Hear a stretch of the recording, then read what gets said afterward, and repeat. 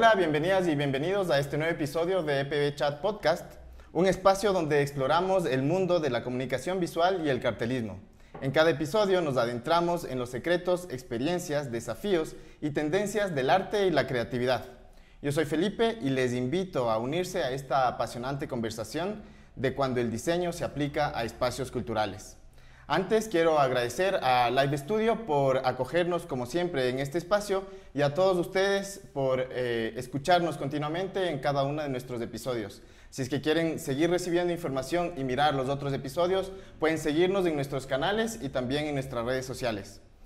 Tengo que decirles también que ya pronto nosotros tendremos el evento de Ecuador Post-Trienal 2024, donde habrán talleres, conferencias, ferias y algunas otras actividades, así que pueden inscribirse desde ya para poder asistir a todas estas actividades. El día de hoy tenemos un episodio muy especial, donde conversaremos sobre el fascinante mundo del diseño aplicado a espacios culturales. Exploraremos la magia del diseño que transforma museos, teatros, galerías en experiencias cautivadoras y enriquecedoras, y descubriremos cómo los diseñadores influyen en la forma de interactuar con el arte y la cultura. Primero quiero presentarles a Jazz y a Paulina, que el día de hoy me acompañan, y quiero agradecerles muchísimo por estar con nosotros, por aceptar nuestra invitación. Paulina Jáuregui y Jazz Buitrón son expertas en el diseño y la comunicación de estos espacios culturales que nos compartirán el día de hoy sus experiencias y todas las visiones que han tenido en su trayectoria trabajando en este espacio. En este espacio, en esta dinámica, en esta disciplina, conjugan mucho la estética y la funcionalidad. La creatividad se convierte en una puerta abierta a nuevas experiencias donde cada uno de los asistentes puede vivir diferentes niveles dentro de su interpretación de los espacios culturales. Y otra vez, Jazz, Pauli, muchísimas gracias por aceptar nuestra invitación. Yo quisiera empezar la conversación preguntándoles que nos cuenten un poco más acerca de ustedes, qué es lo que hacen, cuál es su trabajo. Jazz, por favor, cuéntanos. Hola Felipe, gracias por la invitación en este espacio. Qué valioso que se tomen en cuenta este tipo de opiniones sobre el rol del diseño en general en espacios culturales. Yo soy diseñadora gráfica, ilustradora y comunicadora, y actualmente hago las tres cosas. Ok, Pauli, cuéntanos de ti. Bueno, yo soy Paulina Jáuregui, coordinadora del Museo Interactivo de Ciencia. Vengo trabajando ya alrededor de 12 años en museos. Soy diseñadora gráfica industrial con especialización en diseño industrial y me metí en el mundo de la museografía y de la divulgación científica. Sí, justo acaban de decir que aparentemente dentro de estos espacios como que no es muy común tener diseñadores y diseñadoras, al menos eso pensamos, ¿no es cierto? Y nos damos cuenta que hay mucho más diseño de lo que creemos. Y lógicamente el diseño se aplica mucho dentro de estos espacios culturales. ¿Cuál es el impacto que tiene el diseño en los espacios culturales? Pauli, ¿tú qué nos puedes decir? Bueno, creo que el diseño está en toda la experiencia de un espacio cultural, por un lado en la estrategia comunicacional, pero también en la creación de espacios, generando nuevas experiencias en el que nos mezclamos interdisciplinariamente, diseñadores gráficos, industriales, de interiores, arquitectos. O sea, la parte creativa es muy importante porque es la forma en la que das un mensaje, cuentas unas historias también. ¿Tú qué nos puedes decir, Jazz?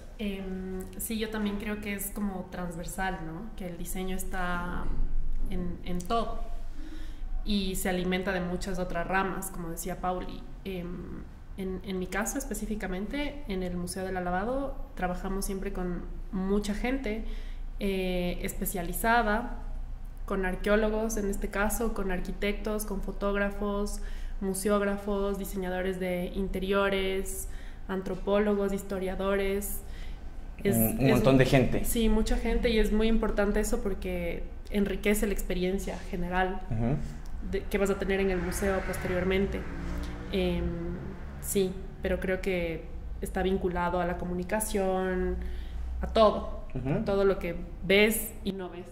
Sí, yo tengo que mencionar además que Jazz trabaja en parte del equipo de comunicación del Museo del Alabado y Paulina trabaja en la parte de coordinación en el Museo Interactivo de Ciencias también. Entonces, son dos visiones totalmente diferentes, una desde la gestión como tal, de la coordinación de los museos, y la otra, en cambio, cómo mostrar hacia el público el trabajo que hace día a día los museos, que son un trabajo súper grande. Y hablando de esto, justamente que les cuento cuáles son estos elementos claves que deben tenerse en cuenta para diseñar y comunicar un espacio cultural. Jazz, ¿qué nos puedes decir? ¿Cuáles son estos elementos claves que tú utilizas en tu trabajo, en tu caso, para comunicar, ¿no?, este espacio cultural? Creo que algo muy importante es la legibilidad de lo que vas a leer, lo que vas a ver. Eso hace que cualquier pieza que estés haciendo sea inclusiva y que todo el mundo lo pueda entender, ver, desde la gama cromática, que todo el mundo pueda asociar lo que vas a ver no sé, en espacios digitales tal vez, que te llegue una invitación, cómo la vas a ver ahí, luego cuando llegues al espacio físicamente, cómo se traduce y cómo refleja lo que es la exhibición como tal. Sí, eso. Tú, Pauli, ¿qué nos puedes decir? ¿Cuáles son estos elementos claves? Bueno, yo he trabajado mucho más en espacios familiares, interactivos, entonces creo que pensando en el diseño va por un lado el tema de qué mensaje das, qué intención tienes, qué emociones quieres generar. Entonces el diseño en todas sus formas se vuelve este elemento de comunicación también. ¿Cómo vas a ir generando una historia que tiene unas partes más altas, más bajas, de emociones más fuertes, de reflexión? Porque a la final los museos siempre tenemos intención, más allá de educar, de una reflexión crítica. Entonces es súper importante cómo vamos alineando desde ahí. Y obviamente, como decía Jazz, la parte técnica es primordial. El tema de accesibilidad, por ejemplo, son unos desafíos bastante grandes también en los centros culturales. Sí, tú acabas de topar un tema bien interesante, que es el tema de la historia, ¿no es cierto?, de la narrativa. Porque cuando vamos a los museos, los visitamos simplemente pensando y mirando los objetos que nos presentan, pero detrás de eso hay una narrativa, ¿no es cierto?, hay una historia, un recorrido. ¿Cómo se aborda ese aspecto narrativo en los proyectos museográficos ahí en el Museo, Pauli? Claro, bueno, ahí hay que entender cómo trabaja un museo.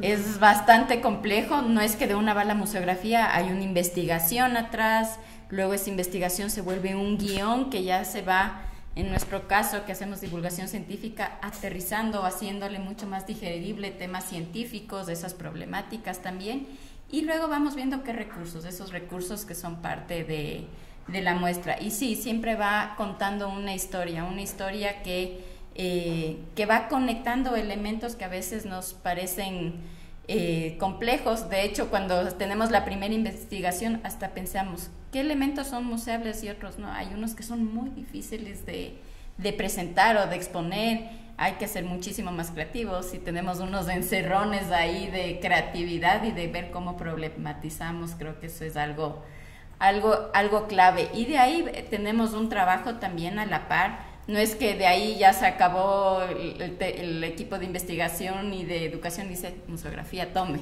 haga, sino también es un trabajo en conjunto. Le cuentas, hace una lluvia de ideas, vamos viendo, dices, sí, por aquí, entonces con estos elementos ya más específicos podemos abordar, y vamos construyendo en conjunto. Es un trabajo súper interdisciplinario.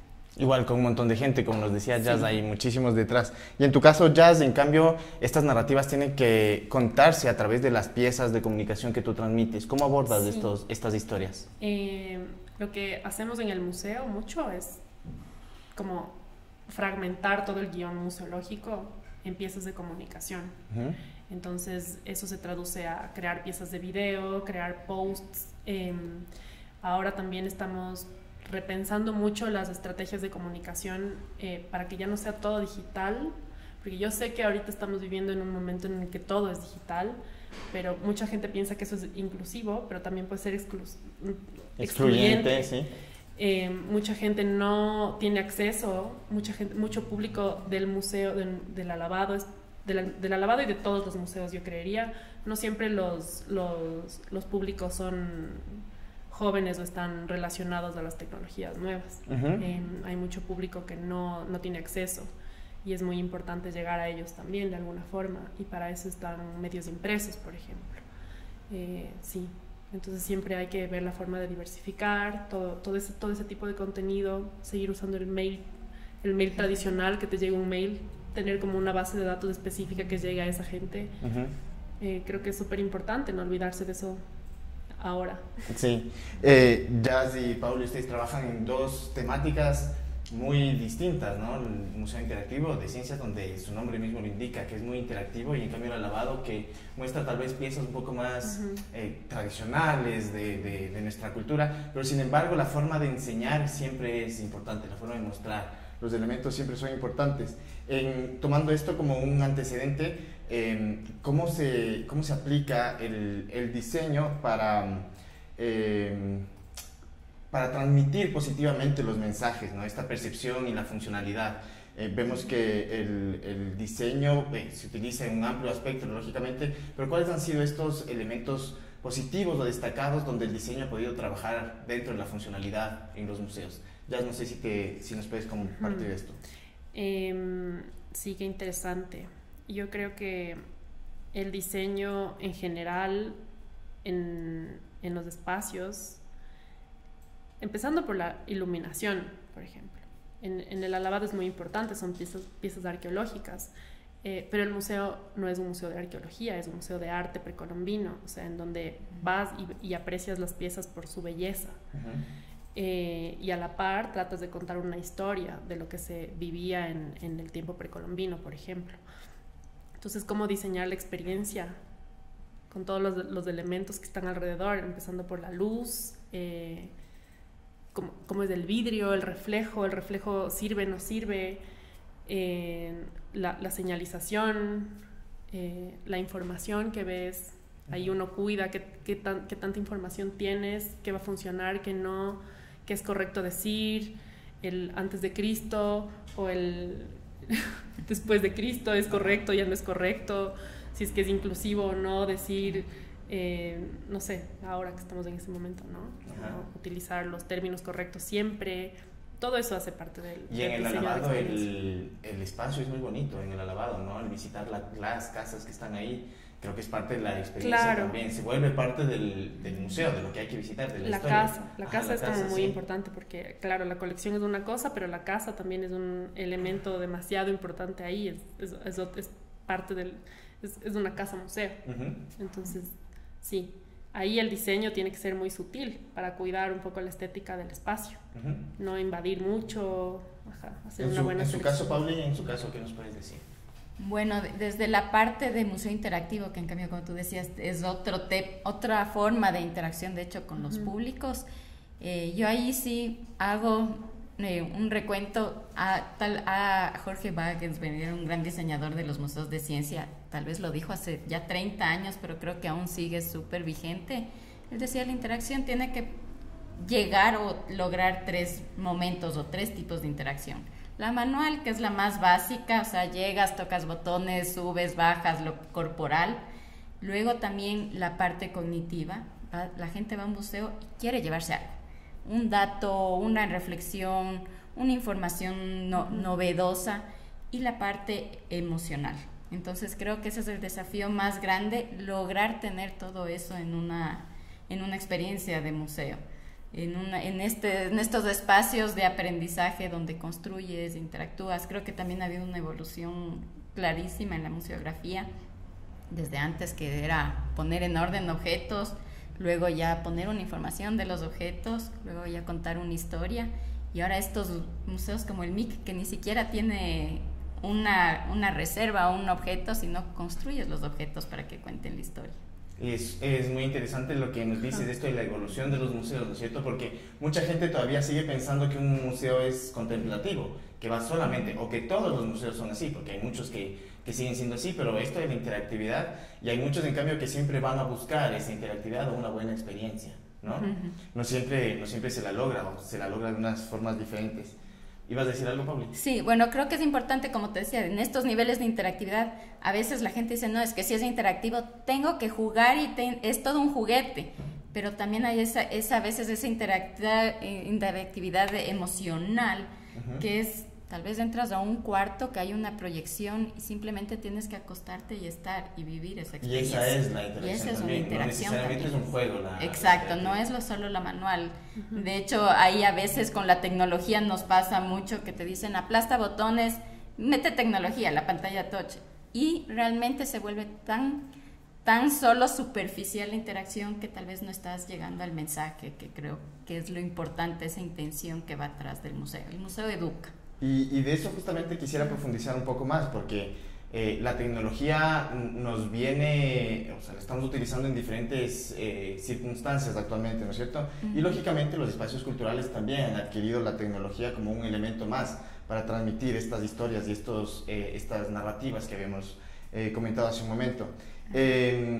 ¿Cómo han incorporado en sus respectivos espacios esto de la tecnología para el diseño de los espacios culturales? Esto digo como un objetivo para atraer sobre todo a audiencias modernas y generar un nuevo compromiso. ¿Está funcionando o es superficial, como tú nos dices? ¿Qué se necesita para que en realidad la tecnología sea un aporte más para la museografía? Pauli. Bueno, la tecnología es un recurso súper valioso. Te lleva a lugares que tal vez no puedes o tienes unas experiencias únicas. O sea, tener la experiencia de una realidad virtual, por ejemplo, es interesante, pero hay que saber, volvemos a eso, a la historia que está detrás o a toda la conexión con la experiencia. Es un desafío, de hecho, cuando diseñas exposiciones, cómo usas la tecnología. Me ha parecido interesante, no en el MIC, en otro espacio, por ejemplo, pensábamos en un espacio inmersivo, que sientas que estás metiéndote abajo del mar, puede funcionar bastante bien. También la tecnología te da la posibilidad de tener espacios que rotan más seguido. Eso es algo que estamos implementando ahora en el museo. Si tengo solo elementos, no se va renovando. ¿Cómo doy la información de la ciencia y de lo que pasa semana a semana si no tengo pantallas y facilidad de cambiar la información? Entonces ahí sí la tecnología va de la mano. También hay otras tecnologías, la robótica, es complejo aún también, sobre todo por el tema de mantenimiento, porque tiene que aguantar muchísimo y si se daña, se te fregó la experiencia. Entonces nos toca ahí jugar un poco con esos vicisitudes que pueden aparecer y sobre todo en el MIC, donde es muy interactivo, o sea, la gente se sube, se baja y cualquier cosa se daña y hay que pensar. Claro. Sí, ¿no? Y en el alabado, ¿cómo han involucrado la tecnología en el proceso? Perdón, solamente voy a decir una cosa. Por supuesto, todo lo que quieras. Bueno, en el MIC, hablando de temas mecánicos, creo que se pueden solucionar, pero cuando ya es digital, o sea, tener una pantalla que se daña constantemente y es complejo. En el museo cada vez nos estamos volviendo más analógicos. Y eso es bueno saberlo, ¿no? Sí. Todo tiene que estar ahí a la mano, todo tiene que funcionar perfecto, siempre. Entonces hay una sala que tiene un video que está rotando, es una instalación de videoarte para la exhibición temporal que está ahorita, que se llama Sabor y Saber. Trabajamos con un artista, el Bolo Miranda, que hizo una videoinstalación increíble, que está ahí constantemente con un proyector, es lo único como digital ahorita. Pero de ahí, como herramienta museográfica, hubo una exhibición de sellos hace más o menos 1 año y medio, que fue increíble, porque gráficamente esa exhibición era muy interesante, todos los sellos, todos los diseños, la iconografía que estaba presente ahí. Entonces se usó la fotogrametría. La fotogrametría es poner un objeto en el centro de una pantallita y hacerle muchas fotos para luego escanearlo e imprimirlo en 3D. Se imprimió en 3D, los sellos reales, obviamente los de cerámica no los podíamos aplicar sobre tela, pintarles, ponerles sobre plastilina, no se podía, pero la réplica sí. Entonces sirvió como para hacer análisis de forma, cómo se ve el sello desplegado. Entonces sí, la tecnología sí aporta. O sea, no es una tecnología que se muestra y es parte de la narrativa, sino una parte de la investigación. Que sirve exactamente en la investigación. Sí. Qué interesante eso, porque uno espera solamente mirar la tecnología cuando está, la interactividad y todo, pero no nos damos cuenta de toda la tecnología que hay detrás para poder llegar a ese producto final. Y qué nomás habrá en aspectos tecnológicos ahora para eso.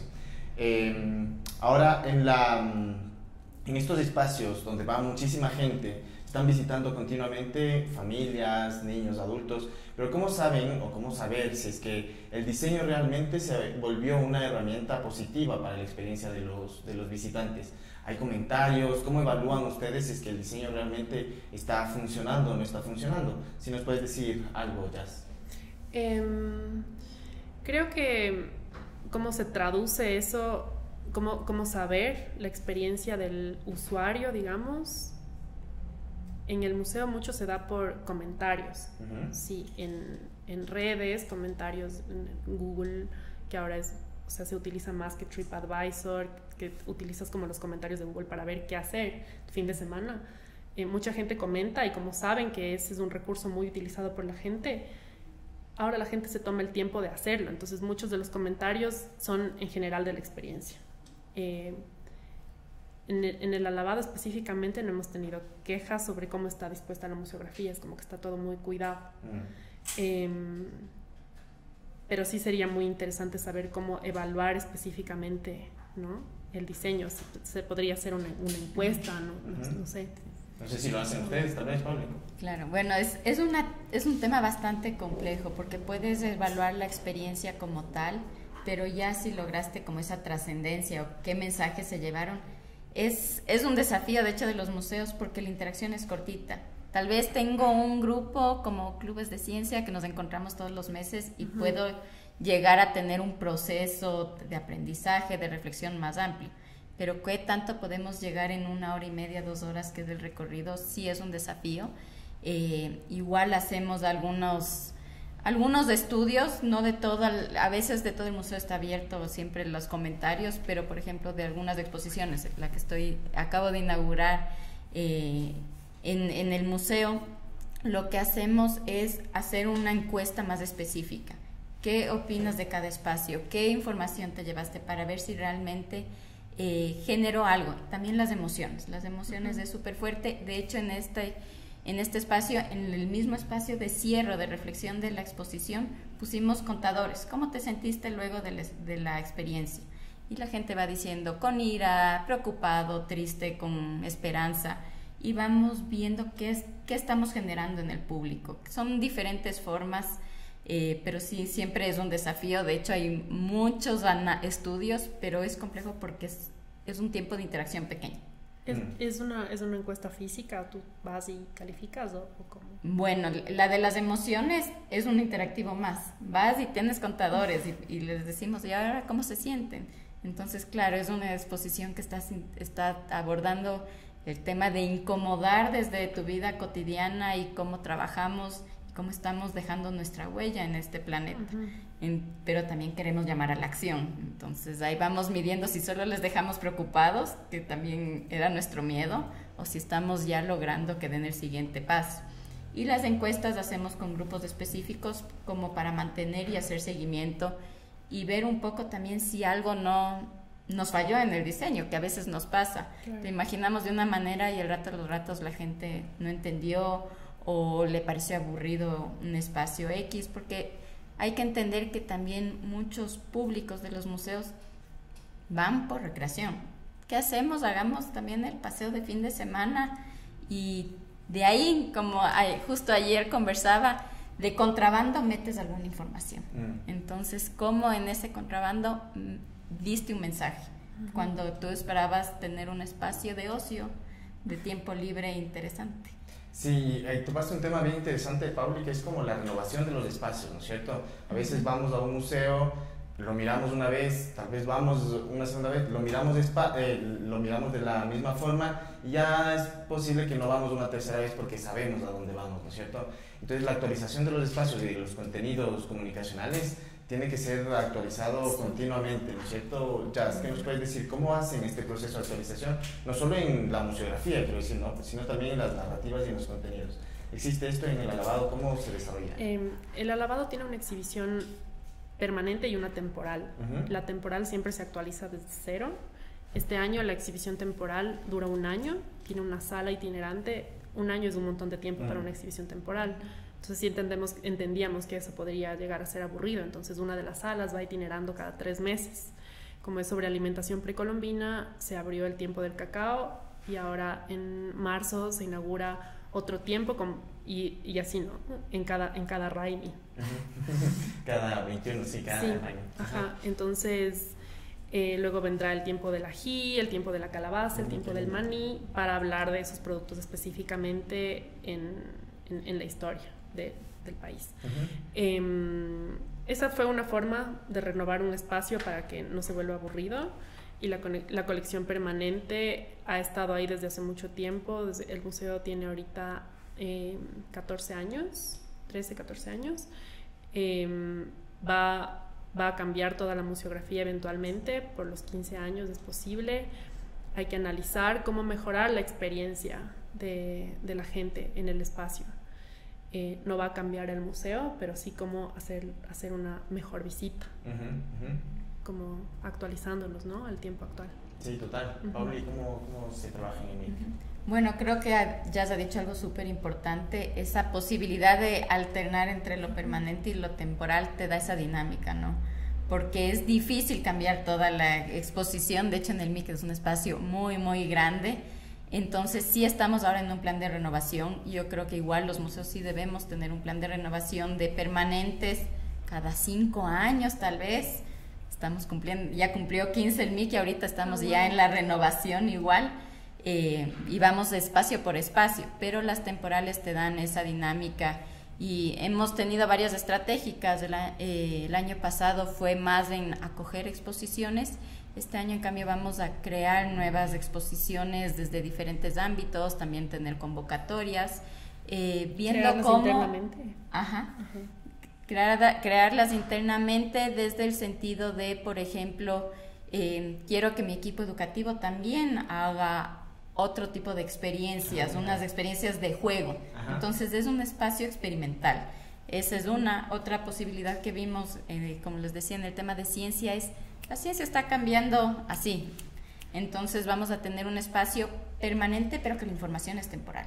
¿Por qué? Porque si el día de mañana me dicen hay eclipse, tengo que poder explicar qué es el eclipse. Entonces vamos actualizando rápidamente, y estas por convocatoria. Entonces eso nos da cierta flexibilidad. A veces también tener espacios en construcción en las permanentes ayuda, como bueno, actualmente no tengo, pero he tenido en espacios como vamos a ir construyendo esta pared. ¿Por qué? Con los aportes de la gente, y eso le da cierta dinámica. Y la agenda educativa. El museo no es solamente la exposición, es todo lo que va con su agenda complementaria o su agenda educativa. Vamos a hacer un ejercicio así como muy rápido mental. Imaginémonos que no hay diseñadores dentro del equipo de museografía, ¿no es cierto? ¿Cuál sería el aporte que da el diseñador a la museografía, a la visita de un museo? Si es que no hubiera diseñadores pasaría esto, pero como hay diseñadores, las experiencias son de esta manera. ¿Cuál es el aporte del diseñador dentro de las experiencias de los museos? Pauli, ¿qué nos puedes decir? Complicada la pregunta. Es difícil visualizar una exposición sin diseñador. O sea, tal vez alguien más puede pensar cómo dar un mejor mensaje, pero sería difícil que el mensaje sea claro. Que la intención de cada recurso, de cada objeto, de cada iluminación, de cada arte, de cada espacio, estén realmente conjugados y que logren expresar. Creo que es un trabajo que para un diseñador es mucho más fácil. El tema de inclusión, de legibilidad, de tener tal vez comunicación no solo visual, sino auditiva, tal vez algún olor, si tienes más suerte, la interacción, lo sensorial. O sea, esa capacidad creo que es lo que hace el diseñador, que la experiencia sea única. ¿Tú qué nos puedes decir en el caso de la experiencia? Si no hubiera un diseñador. O sea, el diseñador es el que está entrenado, tiene entrenado todo para estar muy pendiente de que todo esté perfecto. Alguna vez escuché a un diseñador decir que cuando un texto, por ejemplo, tiene una buena selección de color, una buena selección tipográfica, eso se hace bello. Y esa belleza solamente la puede cuidar alguien que sabe de eso. Sin eso es posible que lo que estés viendo no va a cumplir su misión. El objetivo estaría perdido, no vas a entender. Sí, es importante saber esto, y bueno, la próxima vez que visiten un museo, dense cuenta de la importancia del trabajo de los y las diseñadoras dentro de los espacios culturales. Y no solamente estamos hablando de museos, ¿no? Galerías, teatros, incluso conciertos, que son tal vez a donde más nosotros acudimos, que también son espacios culturales. El trabajo de los diseñadores es cada vez más importante también. Tengo una pregunta del público que dice, algo conversamos ya hace un momentito, que lógicamente es un trabajo interdisciplinario, ¿no es cierto? ¿Cómo trabajan con profesionales de diferentes campos para enriquecer la experiencia laboral? El equipo de diseño, ¿cómo trabaja con profesionales de otros campos para enriquecer esta experiencia global? Jazz, ¿qué nos puedes decir? Nos hablabas de todos estos profesionales, ¿cómo es el trabajo interactivo? Hace un rato ya como mencioné eso. Voy a poner un ejemplo de la exhibición temporal actual. Hay una pared en la que se hizo el ejercicio de ubicar a varias piezas precolombinas en distintas altitudes, y utilizamos como referencia el mapa famoso de Humboldt de la geografía de las plantas para ubicar las piezas en esas distintas altitudes. Y ese fue el trabajo hecho por Humboldt, que era geógrafo, naturalista, escritor, poeta, tantas otras cosas. Si usamos como referencia eso para traducirlo a un lenguaje museográfico, a un lenguaje que está dentro de un espacio del museo. El trabajo se enriquece mucho también de la mano de los antropólogos que están dentro de la investigación de la exhibición, los arqueólogos. Todos los datos que ellos te pueden tirar, así chiquitos o grandes, pueden ser absorbidos para que digan algo y que cuenten algo. Entonces creo que solamente hay que tener como todos los sentidos muy abiertos para poder absorber cualquier cosa interesante que sientas que se puede traducir a un lenguaje visual. Pauli, en tu caso, ¿cómo es este trabajo con otras disciplinas? Bueno, igual, las disciplinas son muy diversas. Desde el campo de la ciencia, lo importante, y creo que en todos los museos, es ese rigor científico, ¿no? O sea, si el antropólogo tiene una investigación, es ese ir y venir para no perder el contenido y el mensaje, porque tenemos una gran responsabilidad como museos de la información que damos y cómo la damos también, porque puede ser mal interpretada o, no sé, entendiste mal y pusiste algo y es como, no, yo no dije esto. Entonces es ese diálogo, por un lado, con sí los expertos desde investigación o los científicos, científicas, pero también por otro lado en el museo trabajamos desde el lado educativo. Tenemos como un enfoque educativo súper claro desde esta visión, de este enfoque STEAM, que es hacia la ciencia, la tecnología, las ingenierías, las matemáticas y el arte. Entonces, proponiendo esta parte más creativa y también de educación para la sostenibilidad, que se alinea mucho con nuestros ejes temáticos. Entonces, en ese sentido, ahí también tenemos al área educativa diciendo, a ver, si estamos trabajando con estas pedagogías, con este enfoque educativo, ¿qué recursos debería ocupar? No es que puedo hacer también cualquier cosa, porque si no, claro, se vuelve un poco un champús que puedes pasarnos también. Cada uno tiene su tarea y una tarea muy útil además, ¿no? En la que se puede interactuar. Muchísimas gracias, Pauli, y muchísimas gracias, Jazz, por todas estas opiniones y todas estas experiencias que nos han contado. Antes de terminar, yo quisiera preguntarles dónde podemos seguirles a ustedes, dónde podemos seguir su trabajo, los espacios donde trabajan ustedes también, Pauli. Bueno, a mí directamente, la verdad, no tengo un portafolio actualizado, pero visitar los museos, visitar el Museo Interactivo de Ciencia ahí en Chimbacalle, en Quito, y conocer, ser como decía Pipo, ir al museo y pensarlo también desde dónde vino todo eso que ahora están viendo en esa experiencia. Jazz, ¿cómo podemos seguir tu trabajo, el trabajo del museo? Mi trabajo personal lo pueden seguir en mi cuenta de Instagram, que fue hackeada hace poco, by the way. Entonces ¿podemos o no podemos? Sí pueden, pero tuve que crear una nueva y ahorita estoy como ahí tratando de posicionarlo un poco. Es Jazz Buitrón, con doble Z, y el trabajo del museo y todo lo que está haciendo el museo a través de la página web. Se pueden suscribir al boletín, alabado.org, o al Instagram también, o Facebook, Museo del Alabado. Ok, perfecto. Muchísimas gracias de nuevo, Pauli. Muchísimas gracias, Jazz, por compartir con nosotros este espacio y contarnos cómo los espacios culturales se vuelven espacios para compartir el diseño también. Gracias a Live Studio por acogernos y gracias a la audiencia que día a día va en aumento. No se olviden también de seguirnos, de compartir toda esta información para que más gente pueda escuchar estas interesantes conversaciones. Acuérdense también que ya mismo es Ecuador Post-Terminal, están ya las inscripciones abiertas para que ustedes puedan ir a los eventos de Ecuador Post-Terminal 2024 en www.ecuadorpostterminal.com. Comenten también este podcast, cuéntenos cuáles han sido sus experiencias en los distintos museos y lógicamente nos vemos en el próximo episodio de EPB Chat. Hasta luego.